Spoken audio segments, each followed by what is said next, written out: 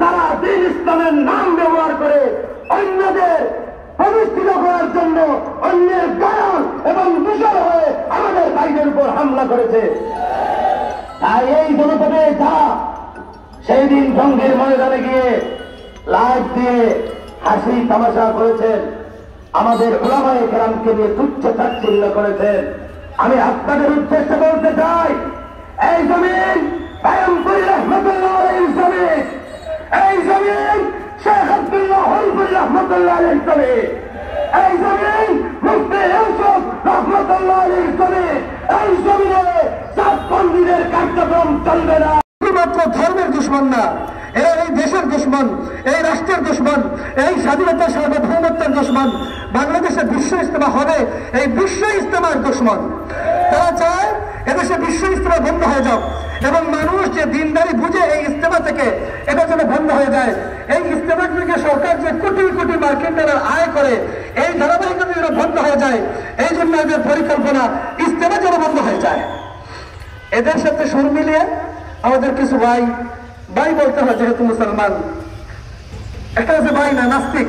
তসলিমা দিল্লি কলকাতায় বসে বক্তব্য দিচ্ছে যে বিশ্ব ইজতেমাকে স্থায়ীভাবে বন্ধ করা হোক। আর আমাদেরই গরানার, আমরা মনে করি আমাদের গরানার, জানি না কোন গরানার, হাবিবুর রহমান মিসবার কুয়াকাটা, হাফিজুর রহমান মিসবার ভাই এই মুখটা পোস্ট করেছে যে স্থায়ীভাবে যেন ইজতেমাকে বন্ধ করে দেওয়া হয়। জামাতে ইসলামীর এক আলেম, নামদারি এক আলেম, তার নাম আছে আসাদুর রহমান, তার নাম হাসিবুর রহমান। এই হাসিবুর রহমান পোস্ট করেছে যে এই স্থায়ীভাবে যেন বিশ্ব ইজতেমা বন্ধ করে দেওয়া হয়। জামাতে ইসলামের আরো একজন ব্যক্তি, নামদারি এক আলেম মনসুর, এই ব্যক্তিও পোস্ট করেছে স্থায়ীভাবে যেন বিশ্ব ইজতেমা বন্ধ করে দেওয়া হয়।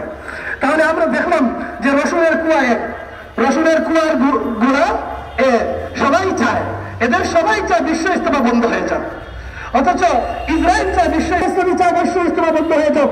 এই মিসবাহুর রহমান কুয়াকাটার মতো এই সমস্ত পচা চিন্তা ভাবনার লোক মনে করে বিশ্ব ইজতেমা বন্ধ হয়ে যাও। যদি বিশ্ব ইজতেমা বন্ধ হয়ে যায় তাহলে এদেশের মানুষ দ্বীনের খাতিরে আপনার তাবলীগের মাধ্যমে যারা দ্বীনের ভয় আছে এরা দ্বীনের পর চলতে পারবে না। এই জন্য এই দেশে বিশ্ব ইজতেমা চলবে ইনশাআল্লাহ, কিন্তু সাদিয়ানীদের কোন ইজতেমা এই দেশে চলবে না ইনশাআল্লাহ।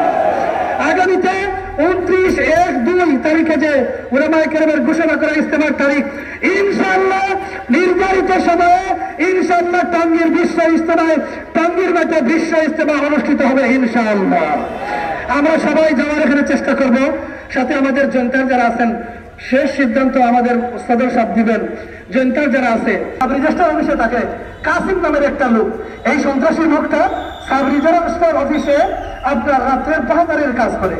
এই সন্ত্রাসী কাসিম এখান থেকে গুন্ডা বাহিনী নিয়ে ঢাকা গেছে। আর আমাদের হরিপুরের এক জবল পাহাড়, এখানে পাহাড়ে এসে আশ্রয় নিয়েছে। এই জবলও সন্ত্রাসী গুন্ডা বাহিনী নিয়ে ঢাকায় গেছে। এখানে একটা লোক এই মসজিদে আমাদের এক সাথীকে বলে গেছে যে আমরা যাচ্ছি টাঙ্গীর ইজতেমায় রক্তের বন্যা বসানোর জন্য।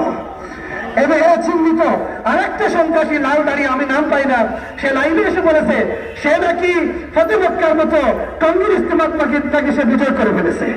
বিদায় এরা চিহ্নিত সন্ত্রাসী। সাব রেজিস্ট্রার অফিসকে বলবো আমরা, সাব রেজিস্ট্রার সাহেব, এই কাসিম নামক এই কমান্ডারকে আপনি আজকেই যদি সময় থাকে তাহলে আজকেই তাকে বরখাস্ত করেন। আর আজকে যদি না পারেন তাহলে ইনশাআল্লাহ আগামী কর্মদিবস যেটা আসবে এই কর্মদিবসের ভিতরে আপনি এই কাসিমকে চাকরিচ্যুত করেন, নতুবা কিভাবে তাকে চাকরিচ্যুত করতে হয় এটা আমরা জানি। ইনশাআল্লাহ এটা করেই পারবো। আর জবানকে বলবো সুযোগ আছে তওবা করার, পাহাড় হয়ে গেছে। এই মৃত্যুক নাকি বলে বাগার সাহেব নাকি তাকে জবল না রাখছেন, এত বড় একটা অপরাধ বাগার সাহেবের নামে। এই হরিপুর থেকে এখানে এসে আশ্রয় নিয়েছে পাহাড়ে, তাকেও বলবো এখনো সময় আছে, হরিপুর বাজার মাদ্রাসার মোস্তাফা সাহেবের কাছে তওবা করো। আর আরো যে দুজনের কথা বললাম এদেরকে তওবা করো। আর যদি তওবা না করো, যদি এভাবে যেভাবে ইচ্ছা এভাবে চলতে থাকো, তাহলে ইনশাআল্লাহ আমাদের সভাপতি সাহেবের ঘোষণা অনুযায়ী আমরা তোমাদেরকে এই জনতা থেকে অবাঞ্ছিত ঘোষণা করবো ইনশাআল্লাহ। সারিকাদের জমির ড্রাইভার আর এইভাবে কিছু মানুষ আছে।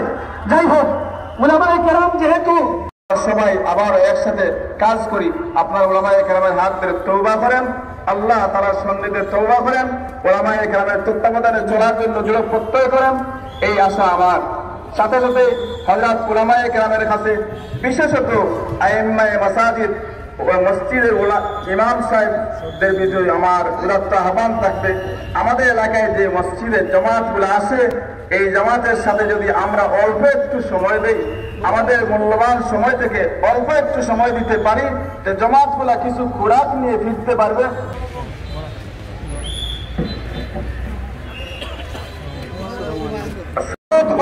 এই আশা ব্যক্ত করে আমি প্রশাসনের কাছে জোর দাবি জানাচ্ছি, যারা খুনি সন্ত্রাসী